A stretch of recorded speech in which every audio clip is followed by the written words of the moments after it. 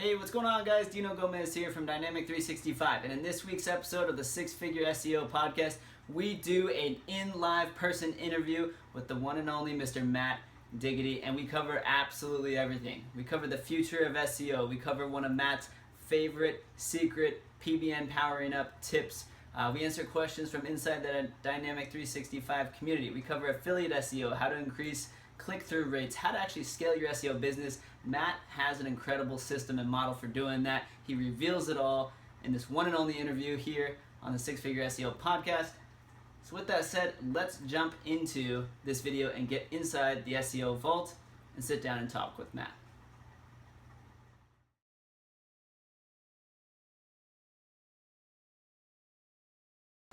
Hey, what's going on, guys? Dino Gomez here. Welcome to another episode of the Six Figure SEO podcast, where we sit down and interview top SEO experts from around the world and figure out exactly how they're crushing Google, how you guys can too.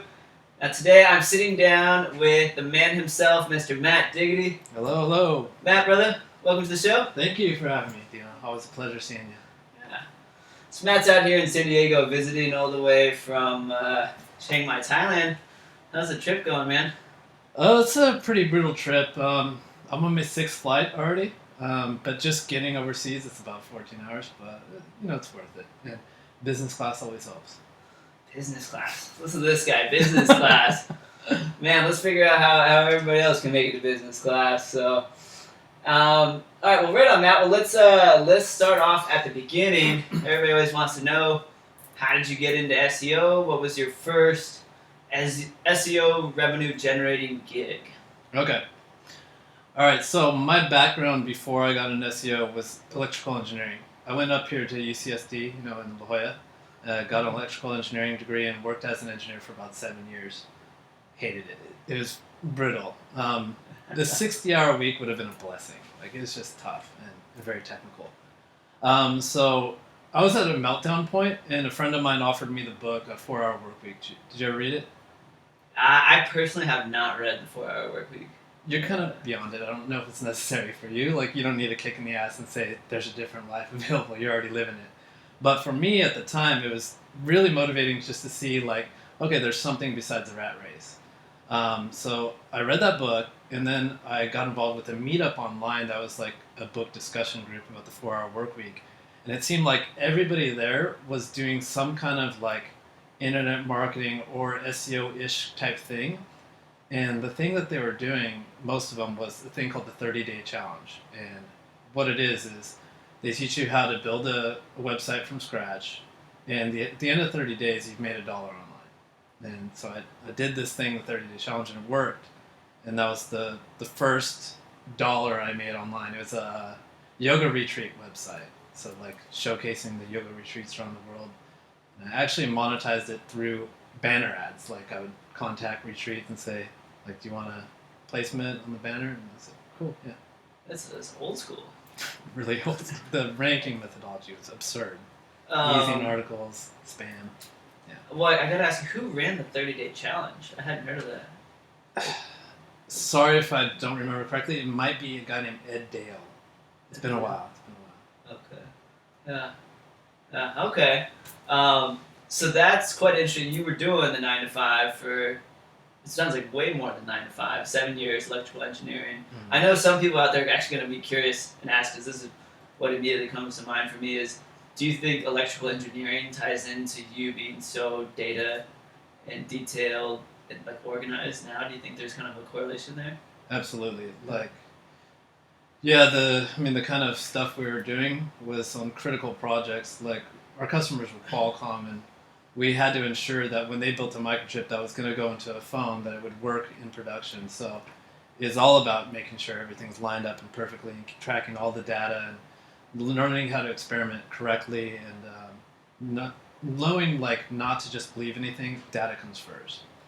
Yeah. Okay, so that's cool. That makes that makes some sense there. You have that background. Kind of curious. All right, so one of the questions we always ask on the show is, I like to classify different types of SEOs. I think a lot of people classify different SEOs. You have the white hats, the content marketers, black hats, gray hats, affiliate SEOs, and so forth. I think most people probably we can kind of guess how you classify yourself, but is there a certain type of way you would classify yourself in regards to the style in which you go about ranking websites or anything? Yeah, sure. Well, 100% affiliate SEO. I have one client, but he's also an affiliate. So, Okay. but yeah, affiliate SEO, ranking nationally. I have a couple lead gen sites, but my methodology is gray hat SEO. PBN is my main backbone on how I get stuff ranked. Gotcha. So I think we all know that one. Matt Diggity is the PBN master here. So let's talk about scaling for a little bit. This is a tough one, a big one for a lot of people. Everybody understands you need to scale, you need to have systems in place. Easier said than done. I mean, how do you go about finding the right people to hire, and do you have a system, and is it replicatable? How did you fine-tune that business model so that you can consistently grow outwards? Okay. Yeah, really good question. So, Mike, I have two companies. One is Diggity Marketing and one's LeadSpring. We can get into what each of them represent later. But between both of them, there's about 35 employees, and then VAs under that. So there's different levels of the kind of help I get. At the top, I would just call these my partners, right? So these are the guys that are doing the critical stuff that I need done that I'm not that good at, or maybe I'm not that interested in. So I got a business partner that handles like all the PBN setups and all the PBN R&D and making sure that everything is cutting edge and staying ahead of the game. And then I got another business partner, Kurt. He's handling like the conversion rate optimization for LeadSpring. Like, admittedly, I'm not the best at it. I'm fairly good, but he's really good, right? So it just makes sense to partner at that level. Under that, so I'll have people that are reporting to me. My model, and many people might have read this in a guest post I did for Empire Flippers, is I've gone away from hiring like virtual assistants and people doing low level work, and I've moved on to hiring virtual apprentices or apprentices in general. So my goal, and it's working really good so far, is to train people to do exactly what I'm doing like right now, like high level SEO stuff, anchor text selection, how to debug sites, setting up silos, stuff like that, so I can move on to the next thing. So that's what I'm really focusing on right now with the LeadSpring apprenticeship program. It's working out really, really good. So that's awesome. That's interesting too, because I think in the industry we all and most everybody has VAs or is working towards having their first or some type of VAs, and those are normally overseas and so forth. But it's interesting. You started with that model of having VAs that were doing, these different types of smaller tasks and so forth. But you're saying experience has showed you that it's better to hire almost more expensive individuals, almost like develop partnerships where they can handle different aspects of a business and be focused on just one aspect. Like you have one guy on PBNs, one on conversion optimization, and you're finding that that's the best, most strategic model. I'd have to say the best business moves I've made in the past 2 years are my partnerships. Absolutely. And so that's Diggity dropping bombs for everybody out there, because everybody else is saying go grab VAs. I think that's very interesting. He's saying strategically partner. That's good. Oh, there's one thing I do want to share with you. There are still situations where I'm hiring people to do, some of the day-to-day tasks, right? So how to find good VAs? You asked this question. Here's a trick that I use. I will go to cities around the world where there's a lot of expats, like expats in the form of young people, maybe teaching English in Vietnam, or especially where I live in Chiang Mai. And what I'll do is an English teacher, right? An English teacher in a third world country makes about $1,000 a month. And they are college graduates. Sometimes they have master's degrees. It doesn't take much to entice them to want to work from home and be their own boss and work their own hours, if they're already having to go show up at school and chase little kids around and deal with that. So I've been kind of, like marketing to them, going on Facebook groups and saying like, who wants a work from home job? And it's been really great. Like the help I get from like these kind of, English teachers, I guess, it's been incredible. And, yeah, I really appreciate these members of my team. So that's good to know, and I guess going and finding these guys who are, like you said, originally from the States or otherwise college graduates, yeah, you're not going to have any trouble with any content writing, any language barriers, any of those problems that might be more difficult with your traditional VA. Yeah. They're not issues. It's a win-win. They get to work remotely, be their own boss, work on side projects simultaneously. You get them and they're, like you said, college graduates and well positioned to handle the higher level tasks. Mm-hmm. So another killer tip. All right. So let's see what we got here next. So in terms of going about finding new clients or business, so if you're a client SEO, we say, what's your client? What are some lead gen strategies? How are you doing that? We know you're mostly an affiliate SEO, so let's ask, how do you go about picking a niche that you want to get into? Is that even possible? Is there a way for you to figure out how much a niche is worth? Okay. Really challenging, right? So I have a lot of experience with affiliate SEO. Been doing it for at least 7 years. And still, I have to say the most challenging part about it is finding the niche. There's niches that surprise me all the time. I'm thinking, okay, this is going to cap at $1,000 a month, and it shoots up to $20,000 a month. There's niches that I thought are a gold mine, like in foreign countries with hundreds of thousands of search, and just doesn't convert for some reason. So what I've done is I like to take the guessing out of the system. So like a big part of my model is just buying sites that are already profitable. I use Empire Flippers and just buying something that I can improve and add more value to and keep in my portfolio. Other than that, I've launched LeadSpring. And LeadSpring is a JV affiliate partnership program. So how it works is, let's imagine you're an affiliate SEO and you get an Amazon affiliate site to $1,000 a month. And let's say you run out of time, or you run out of PBNs, or you just don't care about the site anymore. You just want some more time on your hands. So what we would do is we would partner, and I'll take over the site completely. You don't have to worry about a thing anymore. No content updates, no more PBNs. You just hand it over to us.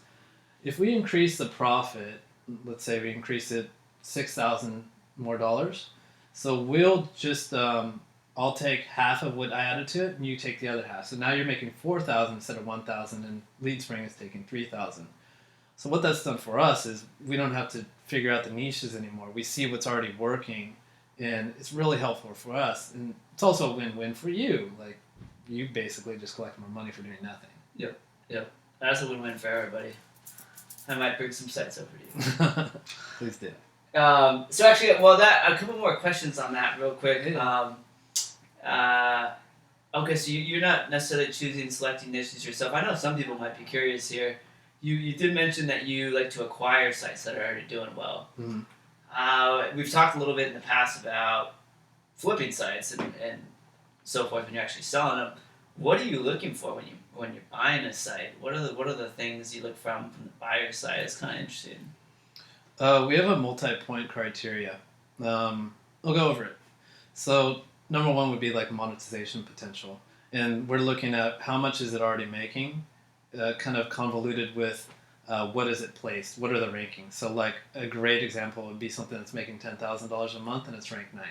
So that's awesome. There's a lot of monetization potential there. You can see that. Right. After that would be like CRO potential, like conversion rate optimization potential.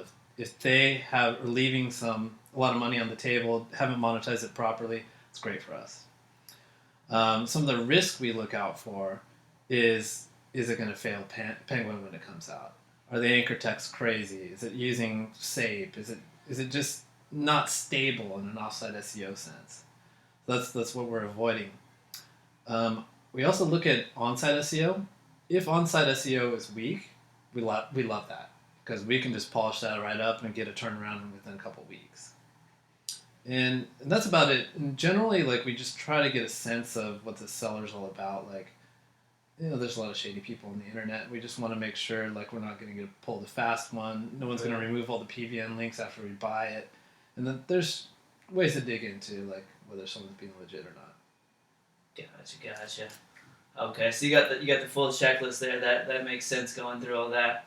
That's cool. That's cool to think about that and look at that from the actual buyer side. I'm sure some people listening in are going to be curious and start perhaps looking at that. So this is a question that I love asking. So for everybody out there who's just starting out, they're probably barely following along with the conversation right now, just some of the verbiage. All right, if they're just getting into SEO, and let's just say they have $500 and a laptop, and we'll put you in the same position. If you had to restart today, nothing, no resources, employees, anything, all you have is $500 and a laptop. How do you start off? Do you start off in client SEO? Do you start off in affiliate SEO? Where would you spend your money? How would you rebuild your the Diggity empire, is what we'll say. Do I have the knowledge that I have now? Or you have the knowledge. I have the knowledge. Okay, the same so knowledge. It's like a time machine. Yeah. What I would do is just get a loan, right? So, I mean, this is not a really cool answer, but the the process of what we're doing to rank websites is like PBN process. It's well documented on the internet. Like, you can find it for free. You don't have to sign up for a course. Like, you can go to many blogs. You can join groups, and it works. It just straight up works. So, like, the only thing that will hold you back is just how much money you put into it, right? Like, it does cost money to get sites ranked. You have to buy good content. You got to get PBNs. If you're skating around it and trying to save money, then you're gonna do stuff like get blog comments, try to skimp out and like rank with some like Web 2.0 and spam behind it, and it's gonna give you a worse result, and it's gonna take longer, and your sites are gonna be riskier. So all I can say is just like try to get more of a nest egg to invest into it. Gotcha. So first thing is, like you said, if he had the same knowledge. So I mean, he's playing by the rules here. Same knowledge, you get a loan to have more resources. Let's just say, I've got to ask this for the guys out there who wouldn't feel comfortable grabbing that loan right away. Do you think you could also answer like you can't? Let's just say you can't get a loan as well. Like $500, a laptop, and you're an ex-convict who can't get a loan from the bank. The ex-con, or like a mind wipe, like someone erased my mind. That's right. Okay. So, and yeah, you're running from the law, so you gotta keep it on the down low. How do you rebuild? How do you rebuild? What would you do to slowly and methodically do that? Find a mentor. Like, find someone with the resources, and find someone who's doing it now, and even offer to work for free, whatever it takes. Because that's just invaluable. I had a mentor when I was first starting, and I avoided so many pitfalls. Thankfully, I'm so grateful for this. I avoided a lot of pitfalls, and I learned some really good habits from my mentor that, like, I definitely wouldn't be where I am without him, and it's just helped a lot. Yeah, I would say get a mentor. Mentor. Mm-hmm. That's a big one. That's great advice. I'm pretty sure every experienced SEO would 100% agree that mentor is a massive one. Good to go. All right. So another question we have for you here is, what is your favorite SEO or internet marketing hack? Call it a hack, if you have one. That is. Okay, so tough question. I'm doing a lot of testing, and I give a lot away on my blog, but a lot of it gets kept back. Just ethically, like, I owe it to my partners, I owe it to the people that I'm supposed to make money for to not reveal everything. So some stuff I'll keep, but some stuff I have no problem giving out. What have I not talked about on my blog? Really cool trick that I've been doing recently. Have you ever read my blog posts on topical relevance? Yes. So just for those who might not have read it, the idea is, like, if you have a website, and let's say this website is about CrossFit, for example, and then you decide, I want to have a post where I rank the top 5 best tasting protein powders.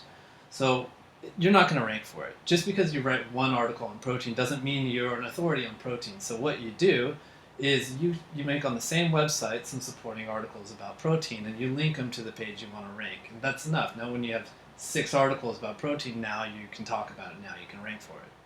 So I apply that same concept to PBNs. So PBN in general, you have an expired domain, and the expired domain has a home page with the majority of the links, and a whole bunch of inner pages that might have more links to it as well. And a lot of people in the past, and some people still doing it now, would use a plugin called Spider-Spanker, or not Spider-Spanker, Link Juice Keeper. The Link Juice Keeper does 404 redirects to the home page, so you get all the link juice that was coming to the inner pages, and it gets forwarded to the home page. So I don't recommend using that anymore. It brings eyes to your website. It could be a cause for PBN de-index. So what I'm doing instead is I'll look at this PBN, and then I'll throw it in Majestic or whatever, and I'll see what are the 2 or 3 inner pages that have the most links. And then what I'll do is create a new post or page on those sites, or on these sites with the exact same URL.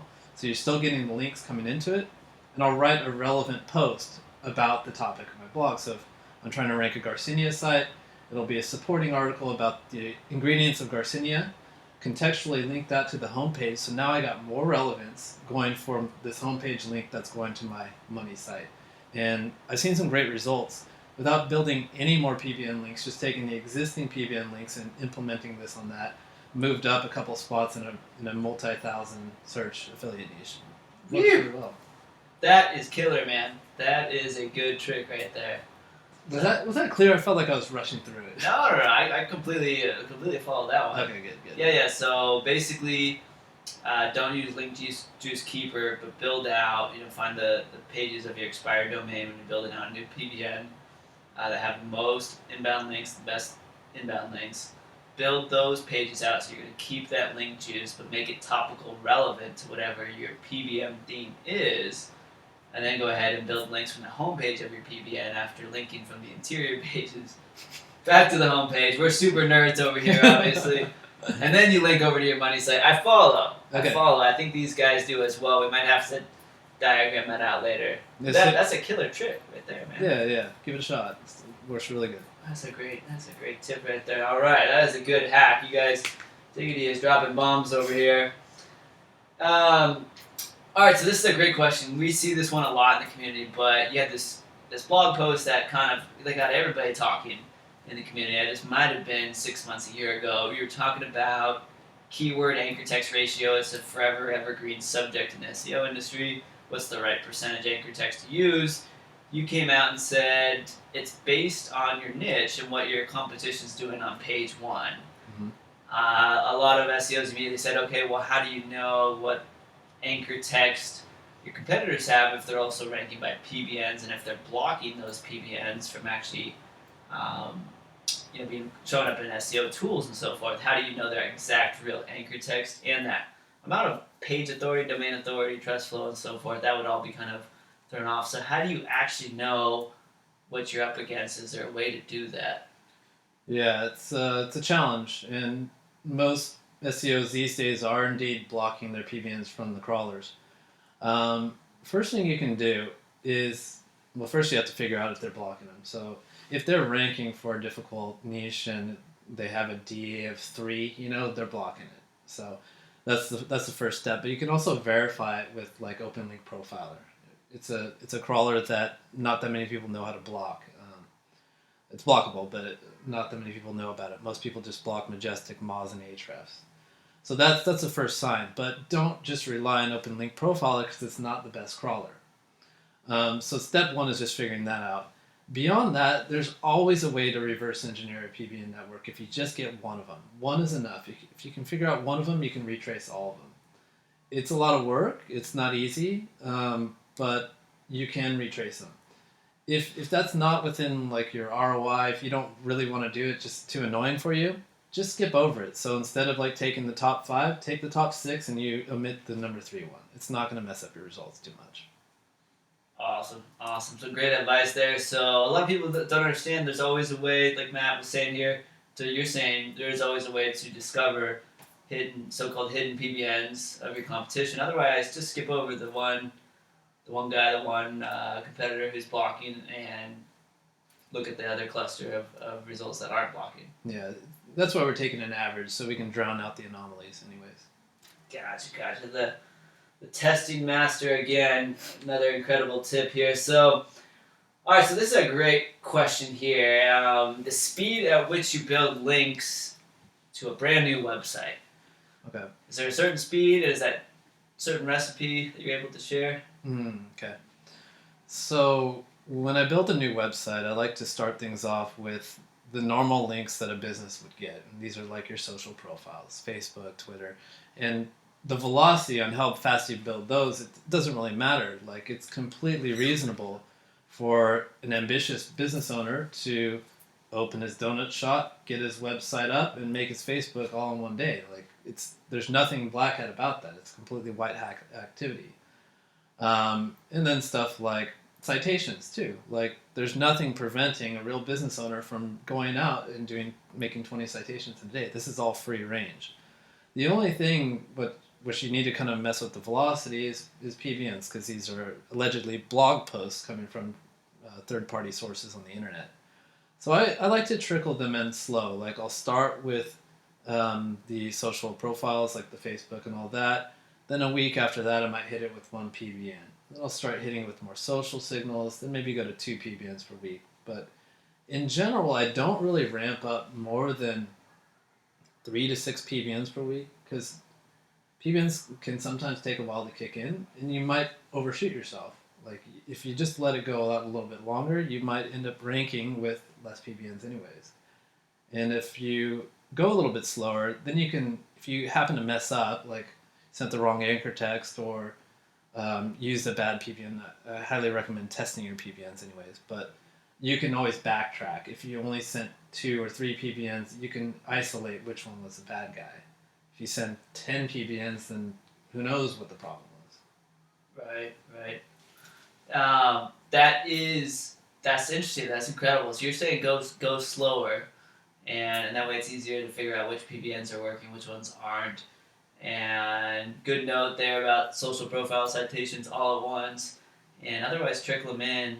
You said we start with basically about 1 PBN. So week 2, week 3, are you already up to 2 PBNs, or is it? Yeah, I get up to 2. Mix or match. Okay. It's just to find a nice balance between the amount of social signals going to a site and the links that are coming in.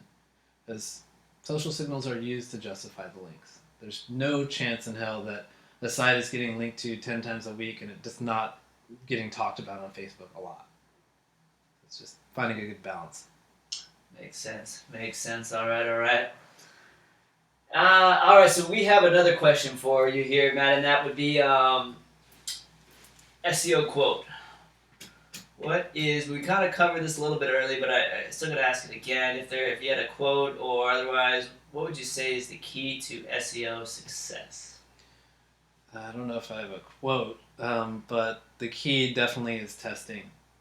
Taking matters into your own hands and becoming the cutting edge yourself. We know that what our knowledge is not taught in universities, it's not standardized, and our knowledge is based on what the company with the most PhDs on the planet is putting out in their algorithm. It's complicated, and people hoard their information. So if you really want to know what's going on, you got to take testing into your own hands.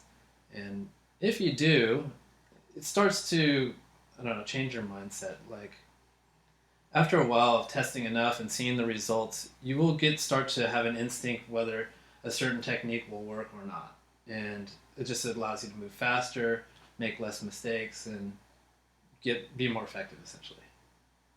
Awesome. That makes sense. Test. We've heard that from this guy once or twice before. All right, so we're going to move on to some questions from the community now. Matt, let's see. This is from Shane Thomas Hall. He said, how can you ensure ranking bank? In other words, how do you ensure conversions on an affiliate site? Okay. So, as I mentioned before, I got a partner that does the CRO, Kurt. He's really good at it, but I do know a lot about CRO myself. What I can say is we have to remember at the end of the day, the motivation to buy something from your affiliate site is really low. Why is that? Let's say someone's searching for what is the best ergonomic chair? Ergonomic chair, okay. Ergonomic chair. So let's imagine like Ergoplex is this company that makes good ergonomic chairs. Now, once they figure out from your site, and they see your little table, it says the number one is the Ergoplex 3000. What's the motivation on clicking on your buy now link to go there? Why wouldn't they just go to Amazon and use their Amazon Prime for free shipping? Or why wouldn't they just go directly to ergoplex.com? I hope this isn't a real brand. I doubt it. And every SEO out there is typing into their domain broker right now, Ergoplex. Or why don't they just go to ergoplex.com and just order it direct from them, and they know they're going to get the real thing, right? So the answer to that question is always because you found the lowest price. You went out there and you determined this is the carrier that gives it to you for the cheapest, and you click this link, you'll be taken to them. So that's the name of the game with your call to actions. And most of my CTAs, most of my buttons have something revolving around, if you click this, you're going to get the best deal.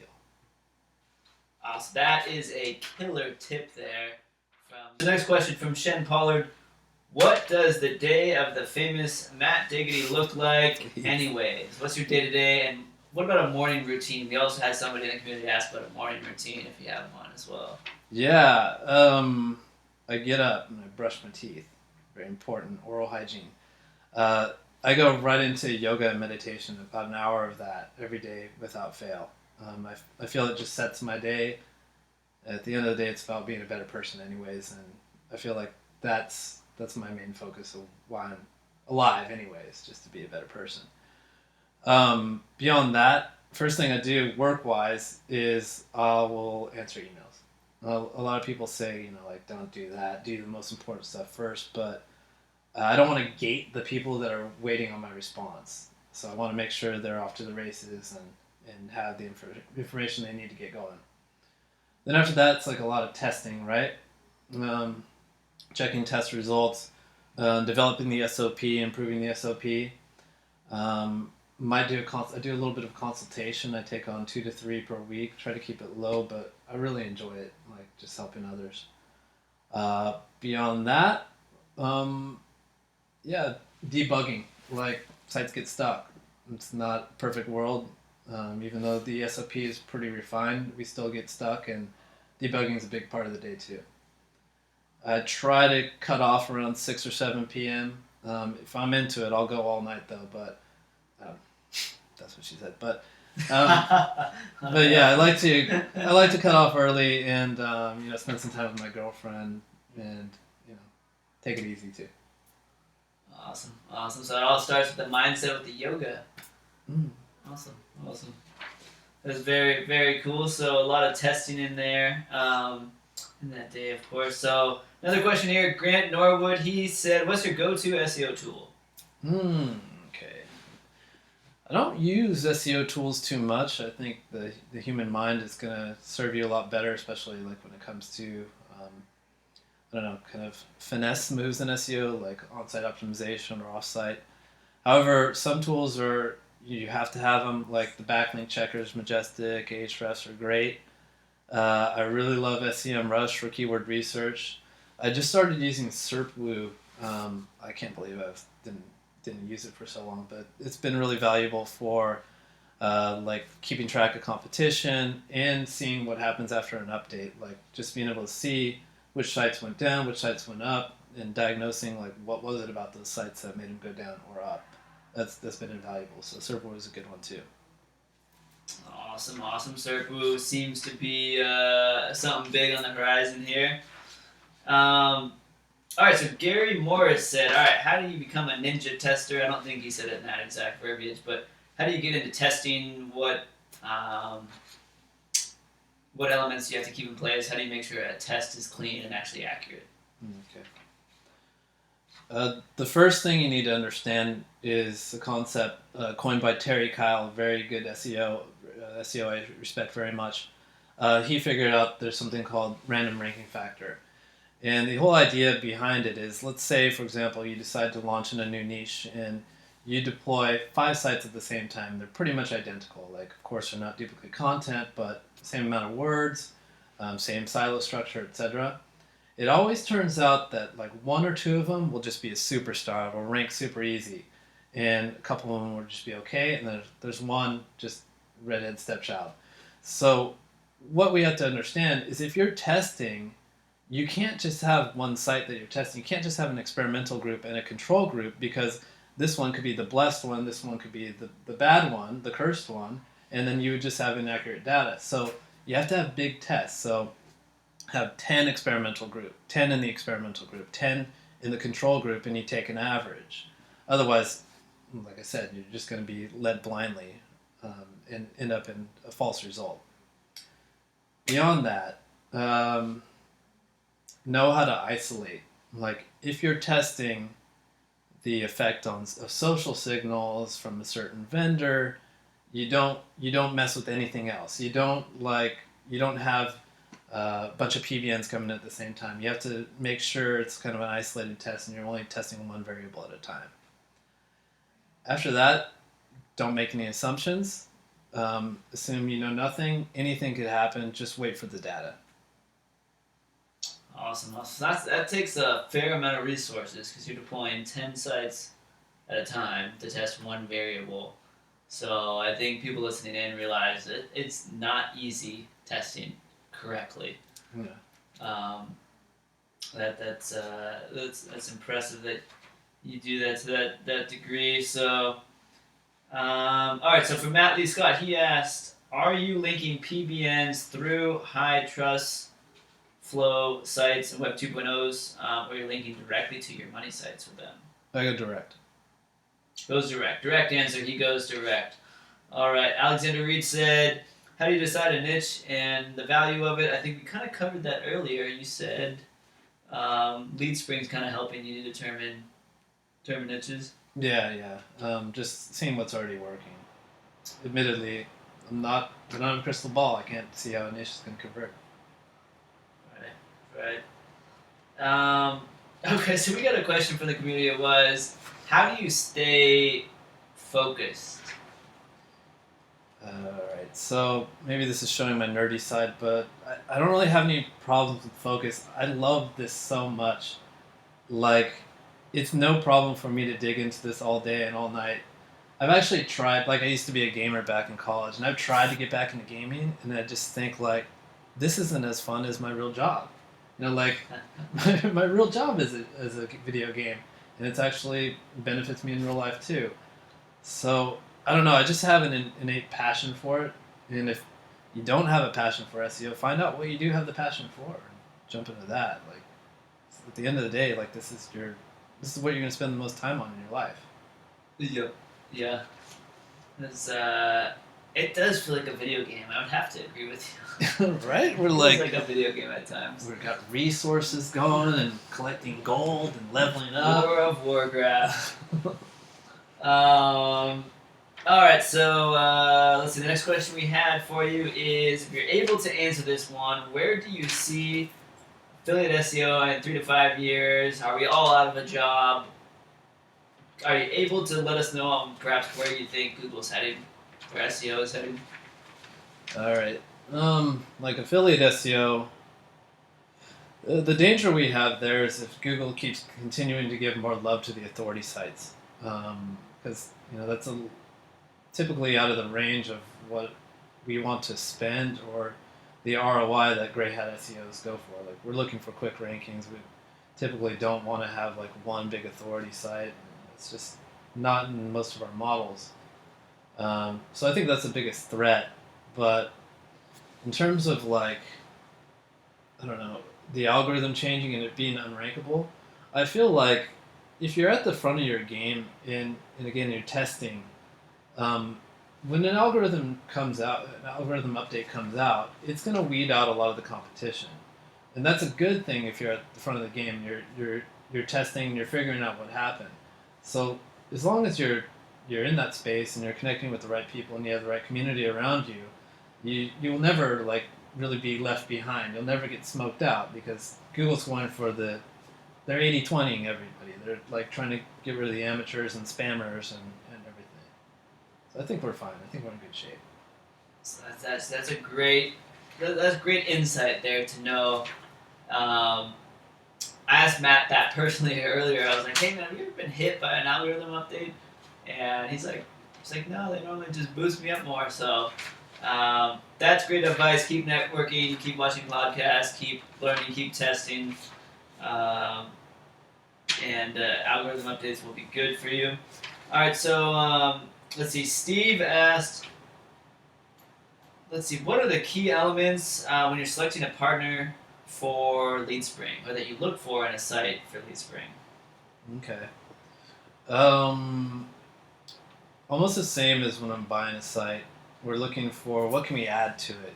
We want it to be a win-win. We want to make sure that everyone's going to be happy. So we want to make sure that we can get it ranked higher. We want to make sure that we can improve the CRO. We want to improve the situation for everybody. On top of that, we're just minimizing risk. So we're looking to make sure that's going to rank later. And it's not just a time bomb waiting to go off. And other than that, are you cool to work with? We're having fun, we're going to communicate at some point too, and make sure everyone's happy. We want to work with cool people. Awesome. So you're making sure it's a quality site, has a lot of potential, somebody you want to work with long term. Mm-hmm. Awesome, man. That all makes sense. So, all right, one last question here for you. Actually, two. We got two last questions for you here, Matt. We're going to revert back a little bit here to lifestyle, but what do you like to do besides SEO? Okay. Travel. Love traveling, man. Traveling about 50% of the time. My home base is Chiang Mai. We've been out to Chiang Mai. But I'm on the road a lot, and I just love learning about new cultures, seeing new people, seeing new places, experiencing new food. So I'd have to say travel. And beyond that, really into yoga and meditation, man. I think the most we can learn is from ourselves, and just keeping a practice going and trying to be a better person, man. That's awesome. Self-reflection. You just tend to see that a lot with people that are doing very well, very successful and so forth. There tends to be a lot of reading books, self-reflection, meditation, visualization. It's cool to see that you're doing that, man. And then, all right, the future of SEO. What is it? Does it exist? Is there an Armageddon? Is there a doomsday? I think don't worry about it. Trying to predict what Google's going to do, everyone, how many times have we heard trends coming out okay, schema is going to take over everything, and social signals are going to be the number one ranking factor now. We can never predict what they're up to. Again, they have the most PhDs on the planet. They are going to trick us. So stay in the moment. Just figure out what's working now and have a testing system in place, and so you'll be able to adapt if something changes. But trying to figure out what they're about to do in the future is just going to be wasted effort. Just stick to the plan, do everything for now, and worry about the changes when the time comes. So you're saying remain adaptable, dynamic, or something? I'm sorry, I had to dig out there. Awesome. Well, Matt, thanks so much, man, for dropping in here, for coming all the way out from Thailand, Chiang Mai. I know you didn't come out here just for this, but we appreciate you coming out. Always awesome to catch up with you, buddy. I know everybody in the community really appreciates your insight, your testing, and all this information that you're sharing. So really appreciate it, buddy. And for everybody else listening in, thanks for tuning in to another show of the Six Figure SEO podcast. This is Mr. Matt Diggity. We're going to have some show notes for you guys beneath this, as well as links over to Matt's blog and to LeadSpring. So all the details will be underneath this episode. And until next time, we appreciate you guys being here, and we'll catch you guys in the next show.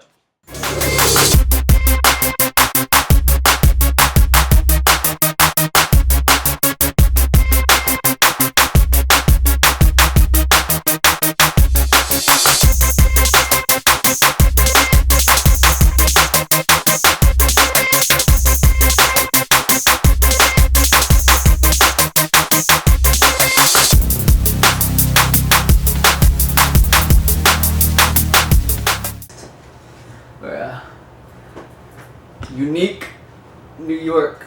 Unique New York. New York. York. York. All right, y'all sit. Good to go.